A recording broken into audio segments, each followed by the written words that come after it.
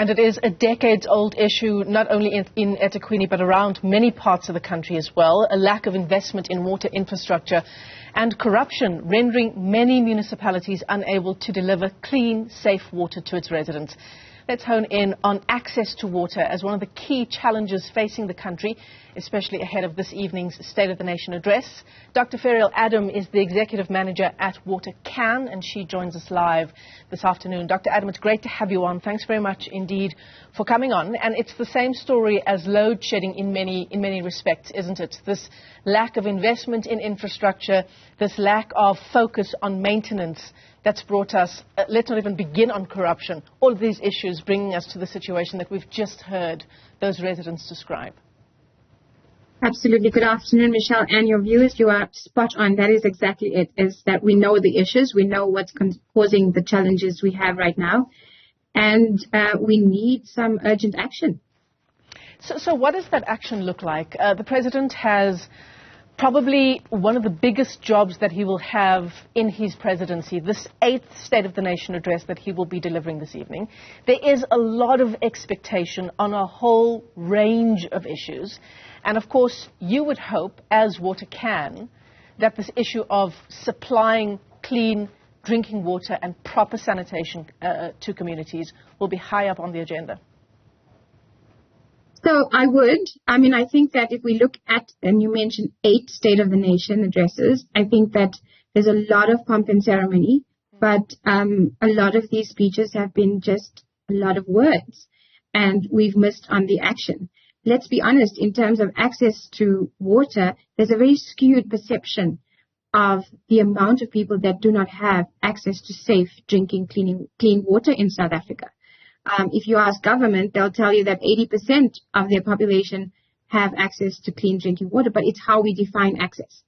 And if you look at that, only 46% of households have a tap, a running, working tap in their homes. And then the percentages become even more, as you say, that they calculate a tap on a communal property, a tap that's 200 meters that you have to walk to, and then people having access to rivers and streams. Yeah. That is not access to water. Yeah. So as long as government's going to fudge those statistics and misuse the word access, we will never be able to really get a picture of what is going on in the country. And I think the State of the Nation address does exactly that. It hypes everything up, and we need something that actually gets down to the real issues on the ground. Yeah. I got goosebumps when you said that, fudging the issues, misusing the word access, because we know that having a tap in a community that people need to share with a number of other households, or having a tap meters away and having to use a wheelbarrow to try and get water, perhaps sometimes in the dead of night. We know the safety issues involved in trying to access water and proper sanitation in communities that are not well lit, for example. Young women in a country like ours facing the gender-based violence numbers that we face, trying to access clean water and sanitation. So while we're talking about this issue of access to water, Dr. Adam, it feeds into so many of the other touchstone issues that we face as a country. Absolutely. I mean, there are numerous schools where they're either shutting down schools for the week or the day because they don't have water, because of infrastructure collapse, or there's problems with the infrastructure, so they have to close the schools.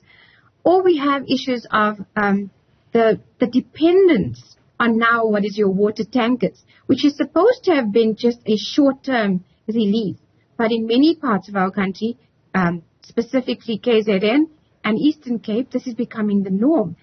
But also with that, right, you spoke about young people, you talked about security, but there are elderly people that cannot carry a 20-liter bucket of water up and down the street.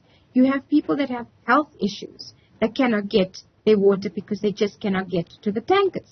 So all of these things, it affects education, it affects health, it affects the ecosystem because we keep polluting our rivers and streams. And and if you think about it, almost 10 million people are dependent on rivers and streams for their source of water. And most of our rivers and streams are polluted. Yeah. In fact, an interview I had I believe it was with, I'm not going to say who it was with, but it was someone in government. I don't want to get the name wrong, but it was in the midst of the cholera outbreak, and the advice that was given at the time was that people should put a teaspoon of Jik in a liter of water and let it sit, and then it would be safe to drink. And it brings us to my next issue of the cholera outbreak. 47 people having died last year as a result of this outbreak. And it exploded particularly in those areas that don't have access to proper water and sanitation. Absolutely. And if you think about it, you know, last year the issue was we had cholera cases in 5 provinces. The focus, yes, was on Hammanskraal, and rightfully so. If you ask health officials, you know, they couldn't pinpoint the exact cause of the cholera outbreak. But let's be honest, if we look at the state of our rivers and streams, the amount of sewage pollution that's flowing into our rivers, which means it's not just sewage, it is other things like other pathogens, it's cholera, it's hormones, it's antibiotics, because our wastewater treatment works, at least 70% of them are either critical or not functioning at all. And so we're having all of this waste flowing into our rivers and streams, causing harm. And so, yes, and with the Hammanskraal one, right, we know how it went wrong. It's been a 20-year issue. It could have been solved. The money was there to fix the wastewater treatment work, and someone pocketed that money. That person must be held accountable. Yeah, that person or persons must be held accountable, certainly. And that is the story of so many of the service delivery gaps, right? We think about our hospitals as well. You and I have talked about schools. We've talked about access for communities. Hospitals as well have run out of water. We've been talking a lot about statistics and numbers and how it impacted or it impacts communities. But for those of us who live in areas that have not been touched by water outages, Dr. Adam, I wonder if you can paint a picture, because I don't think that our viewers who haven't been affected by a water outage for weeks, months, who perhaps have never had access to water, as in a tap in their homes. You tell us 46% of households have a running water tap in their homes. What is that like? How does that impact your everyday life? Exactly. I think that if you haven't had it, your whole kind of the way that you're operating is completely different. And if you look at many areas where people don't have water, it does fall onto the young girls to actually go and find water. Now, on top of all of that, if you take the fact that we have El Nino or climate change or any kind of effect that makes it even harder for people to get clean, safe drinking water, then you've got people dropping out of school because of water, because they need to go and source water for the rest of the family. So that is how it's impacting people's lives, where you may say, you know, for the first time people are having water cuts in urban areas.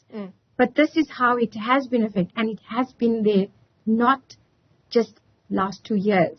This is an ongoing issue in rural areas, in parts of KZN, where young women do not go to school when they are menstruating because there isn't proper sanitation at the school. So as with that so is many, how it affects. Yes. As with so many of the issues, we're not just talking water here. We're talking so many other socio-economic, psychological, physical health. It is all interlinked. And perhaps for our viewers this evening, as we watch the State of the Nation address and hear what the President has to say, let's listen out for those numbers. The government claims that 80% of people have access to drinking water. Dr. Ferrial Adam, who's the Executive Manager at WaterCAN, telling us that 46% of households have a tap inside their home. Dr. Adam, it's been great talking to you. Thanks very much indeed.